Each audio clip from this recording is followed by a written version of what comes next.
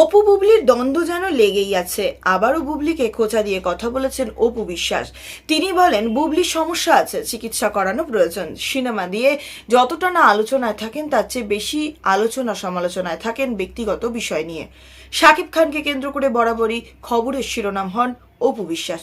সম্প্রতি একটি দৈনিক পত্রিকায় অতিথি হয়ে এসেছিলেন অপু বিশ্বাস। সেখানে শাকিব খান ও শবনম বুবলিকে নিয়ে মন্তব্য করতে বলা হলে ফের খবরের শিরোনাম হন তিনি। অপু বিশ্বাস জানিয়েছেন, শাকিবের দ্বিতীয় স্ত্রী শবনম বুবলির নাম মুখে এনে ঈদের উৎসবটা মাটি করতে চান না তিনি। এমনকি বুবলির কোনো কথার উত্তর দিতেও চান না। অনুষ্ঠানে উপস্থাপিকা অপু বিশ্বাসকে প্রশ্ন করেন, বুবলির সঙ্গে কোনো অনুষ্ঠানে তার দেখা হয়েছিল কিনা। এমন প্রশ্নের উত্তরে অপু বলেন, আসলে ওই নামটাই বলতে চাই না। তার নাম মুখে এনে ঈদের সুন্দর মুহূর্তকে একদমই অসুন্দর করতে চাই না। একটা মানুষ স্ট্যাটাস সব কিছু জানার পরেও চোখে ধুলো উড়িয়ে ঘোরে, তাকে যোগ্য অযোগ্য বলতে আমার বিবেকে বাধে। আসলে আমি ঈদটাই নষ্ট করতে চাই না। সেই সঙ্গে অপু আরও দাবি করেন, বুবলির সমস্যা আছে, ওনার চিকিৎসা করানো দরকার। উনি আসলে বোঝেন না কি বলা উচিত কি বলা উচিত না। প্রিয় দর্শক, চিত্রনায়িকা অপু বিশ্বাস ও বুবলির এমন দ্বন্দ্বকে আপনি কিভাবে দেখছেন তা জানিয়ে অবশ্যই কমেন্ট করুন আপনার মূল্যবান মন্তব্য। এদিকে নতুন বিতর্কে তুফান বন্ধ হতে পারে সিনেমার প্রদর্শন।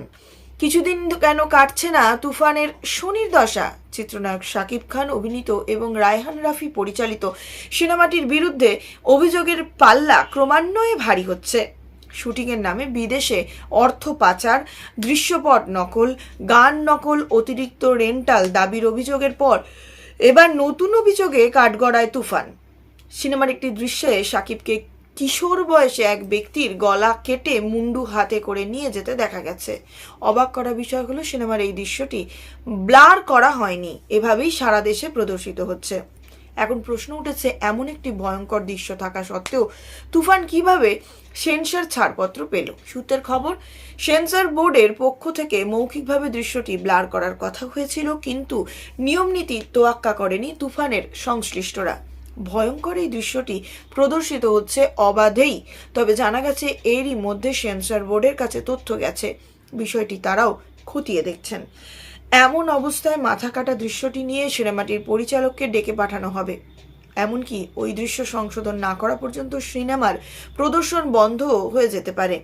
প্রসঙ্গত, ঈদের দিন অর্থাৎ 17ই জুন সর্বোচ্চ প্রেক্ষাগৃহে সিনেমাটি মুক্তি পায়। শাকিব খান ছাড়াও এই সিনেমায় আরও অভিনয় করেছেন চঞ্চল চৌধুরী, মাসুমা রহমান, নাবিলা, কলকাতার মিমি চক্রবর্তী সহ আরও অনেকেই।